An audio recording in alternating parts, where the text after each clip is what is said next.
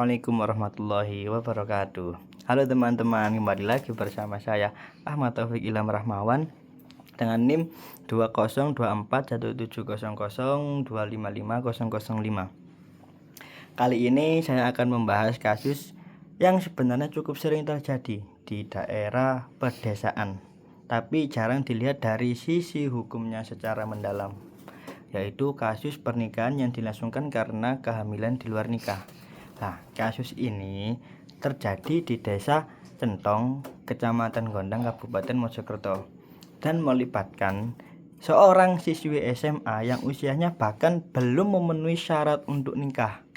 Nah, yuk kita bedah bersama-sama, mulai dari akar masalahnya, dasar hukumnya, sampai bagaimana seharusnya kasus seperti ini diselesaikan. Nah, kalau kita lihat lebih dalam, kasus ini sebenarnya bukan cuma soal anak hamil lalu dinikahkan, tapi ada beberapa lapisan masalah hukum yang saling berkaitan. Pertama, dari sisi usia. Siswi dalam kasus ini belum mencapai usia 18 tahun. Padahal itu adalah batas minimal usia perkawinan yang ditetapkan negara. Artinya, pernikahan ini seharusnya tidak bisa dilangsungkan begitu saja tanpa izin khusus dari pengadilan. Yang kedua, dari sisi prosedur. Nah, pernikahan ini dilakukan secara terburu-buru, dimusyawarahkan secara tertutup hanya oleh keluarga dan tokoh masyarakat, tanpa melalui jalur resmi dari kantor urusan agama. Ini artinya ada potensi pernikahan tersebut tidak tercatat secara resmi, alias tidak memiliki kekuatan hukum negara meskipun sah secara agama. Nah, sekarang kita masuk ke dasar hukumnya. Ada beberapa aturan yang relevan dengan kasus ini. Yang pertama, Undang-Undang Nomor 1 Tahun 1974 tentang perkawinan yang sudah diubah dengan Undang-Undang Nomor 16 Tahun 2019. Nah, di sini ditegaskan batas usia minimal menikah adalah 19 tahun bagi laki-laki maupun perempuan. Selain itu, pasal 2 ayat 2 undang-undang ini juga menegaskan bahwa setiap perkawinan wajib dicatatkan menurut peraturan yang berlaku supaya punya ketentuan hukum. Nah, yang kedua, Peraturan Mahkamah Agung Nomor 5 Tahun 2019 tentang pedoman mengadili permohonan dispensasi kawin. Aturan ini mengatur bahwa kalau ada calon pengantin yang belum cukup umur, keluarganya harus mengajukan permohonan dispensasi kawin ke pengadilan agama. Dan hakim wajib memeriksa langsung kesiapan anak tersebut, bukan sekedar formalitas. Nah, dalam kasus ini, karena sang siswi belum cukup umur dan pernikahan dilakukan tanpa melalui dispensasi pengadilan, maka ada kemungkinan besar pernikahan tidak bisa dicatatkan secara resmi.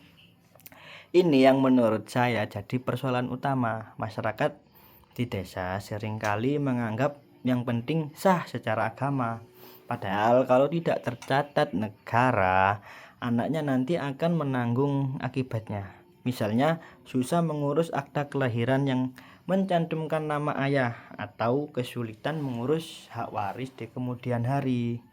Nah, padahal menikahkan anak secara terburu-buru tanpa memperhatikan aspek hukum bukan solusi yang menyelesaikan masalah, malah berpotensi menimbulkan masalah baru, seperti pernikahan yang rentan tidak tercatat, hak anak yang tidak terlindungi, dan hilangnya kesempatan pendidikan bagi ibu yang masih berstatus pelajar. Nah, jadi menurut saya pendekatan yang benar itu bukan berhenti di pertanyaan boleh atau tidak menikahkan wanita hamil, tapi harus dilanjutkan dengan pertanyaan berikutnya, yaitu apakah prosedurnya sudah benar, apakah sudah ada dispensasi dari pengadilan, dan apakah pernikahan akan dicatatkan secara resmi. Nah, kalau sudah satu saja terlewat, maka perlindungan hukum terhadap anak jadi tidak maksimal. Nah, untuk itu ada beberapa rekomendasi penyelesaian yang bisa saya sampaikan. Yang pertama, keluarga yang menghadapi situasi serupa sebaiknya segera berkonsultasi dengan KUA atau pengadilan agama. Bukan menyelesaikan sendiri secara tertutup, supaya proses dispensasi kawin bisa ditempuh sesuai prosedur. Nah, yang kedua, pernikahan harus tetap dicatatkan secara resmi, karena inilah yang akan menjamin status hukum anak di kemudian hari, termasuk hak waris dan hak nafkah dari ayahnya. Nah, yang ketiga, perlu adanya edukasi dari tokoh agama, aparat desa, dan sekolah. Nah, supaya masyarakat memahami bahwa melindungi anak itu jauh lebih penting daripada sekedar menutupi aib keluarga.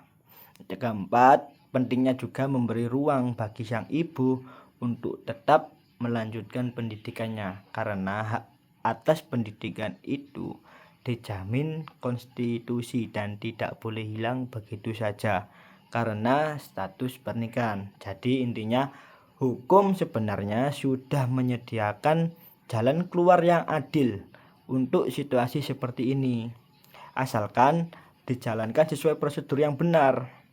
Yang perlu diubah bukan aturannya, tapi cara pandang masyarakat. Dari sekedar reaktif menutupi masalah menjadi benar-benar berorientasi pada perlindungan hak anak dan masa depan generasi berikutnya. Nah, demikian pembahasan saya mengenai kasus perkawinan akibat kehamilan di luar nikah, dan di situ banyak tercantum kasus-kasus berikutnya sesuai dengan undang-undang yang berlaku, kayak dispensasi nikah yang tidak tercatatkan, dan lain-lain. Semoga video ini bisa memberi gambaran bahwa persoalan yang terlihat sederhana di masyarakat ternyata menyimpan banyak dimensi hukum yang perlu kita pahami bersama. Terima kasih sudah menyimak. Wassalamualaikum warahmatullahi wabarakatuh.